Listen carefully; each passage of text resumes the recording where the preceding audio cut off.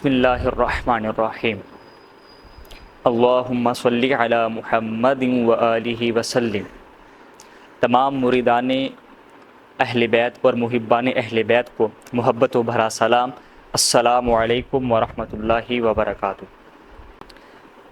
آج ہم آپ کی خدمت میں پیش کرنے جا رہے ہیں حضور قبلہ سید السادات فخر السادات حضور قبلہ سیدی و مرشدی پیر سید محسن علی گیلانی زیدہ مجدہ کی شاہکار تصانیف۔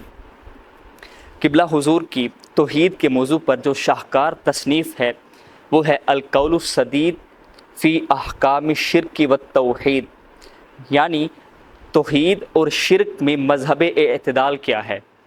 اب اس کتاب کے 3 ابواب ہیں۔ پہلے باب کے اندر توحید اور اس کی اقسام کو بیان کیا گیا ہے، اور دوسرے باب میں شرک اور اس کی اقسام کو بیان کیا گیا ہے کہ کون کون سی چیزیں شرک کے اندر آتی ہیں، اور تیسرا جو باب ہے اس میں توحید اور شرک سے جو متعلق امور ہیں کہ کون کون سی چیزیں ہیں جو توحید میں شامل ہوتی ہیں اور کون کون سی چیزیں ایسی ہیں جو شرک میں داخل ہوتی ہیں، ان سب کے احکامات کیا ہیں۔ تو اس کتاب مختصر سی کتاب کے اندر جو کہ 250 صفحات پر مشتمل ہے، اس میں مختصر اور عام فہم کے اندر نہایت ہی آسان الفاظ میں یہ بات سمجھا دی گئی ہے کہ توحید کے متعلق ایک مسلمان کا نظریہ کیسا ہونا چاہیے اور کس طرح انسان کو شرک اور اس سے جو متعلق امور ہیں اس سے بچنا چاہیے، مکمل تفصیل کے ساتھ اس میں بیان کر دیا گیا ہے۔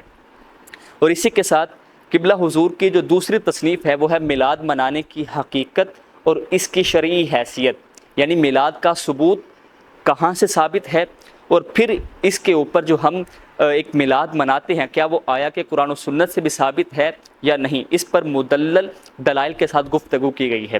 اور اسی کے ساتھ میلاد کے نام پر جو خرافات اور بدعات کا ایک دروازہ امت مسلمہ کے اندر کھل چکا تھا، شروع ہو چکی تھی جو بدعات، ان کا سدباب کیا گیا ہے، اور حقیقی معنوں میں جو قرآن و سنت نے ہمیں کنسیپٹ اور تصور دیا ہے میلاد منانے کا، اس کو عام فہم کے اندر اور تخریج کے ساتھ اور دلائل کے ساتھ بیان کیا گیا ہے۔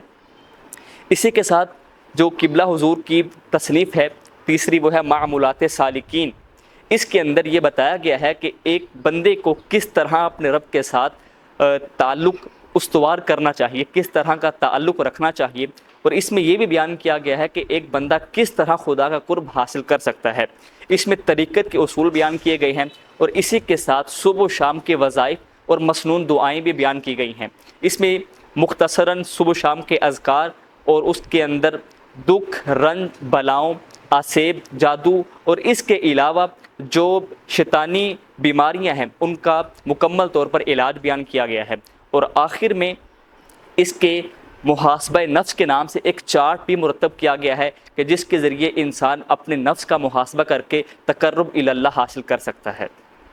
یہ تینوں تصانیف حضور قبلہ کی یہ آن لائن بھی ان کی سہولت موجود ہے۔ کچھ دوست احباب نے رابطہ کیا تھا کہ ہمیں قبلہ حضور کی کتابیں چاہیے، تو اب آن لائن بھی اس کی سہولت موجود ہے۔ اگر بذریعہ ڈاک کوئی منگوانا چاہتا ہے یا TCS کے ذریعے کوئی منگوانا چاہتا ہے تو آن لائن اس کی سہولت موجود ہے۔ اگر کوئی پرچیز کرنا چاہے تو ان کے لیے سہولت میسر ہے۔ تمام دوست احباب سے گزارش ہے کہ جتنے بھی پیر صاحب سے محبت کرنے والے ہیں، پیر صاحب کے ساتھ عقیدت کا تعلق رکھنے والے ہیں، ان سب کو یہ ترغیب دی جاتی ہے کہ حضور قبلہ کی ان تصانیف کو پڑھیں اور علم کی کے ساتھ جو خدمت ہے، علم کے ساتھ اپنے آپ کو متعلق کریں۔ اللہ تبارک و تعالی آپ سب کا حامی و ناصر ہو اور ہمیں حقیقی طور پر علمی خدمت کرنے کا جذبہ اور شوق نصیب فرمائے۔ وما توفیقی الا باللہ۔ جو دوست احباب بھی کتاب منگوانا چاہتے ہیں وہ نیچے دیے گئے نمبر پر رابطہ کر لیں اور بذریعہ ڈاک کتاب موصول کر لیں۔ والسلام علیکم ورحمۃ اللہ وبرکاتہ۔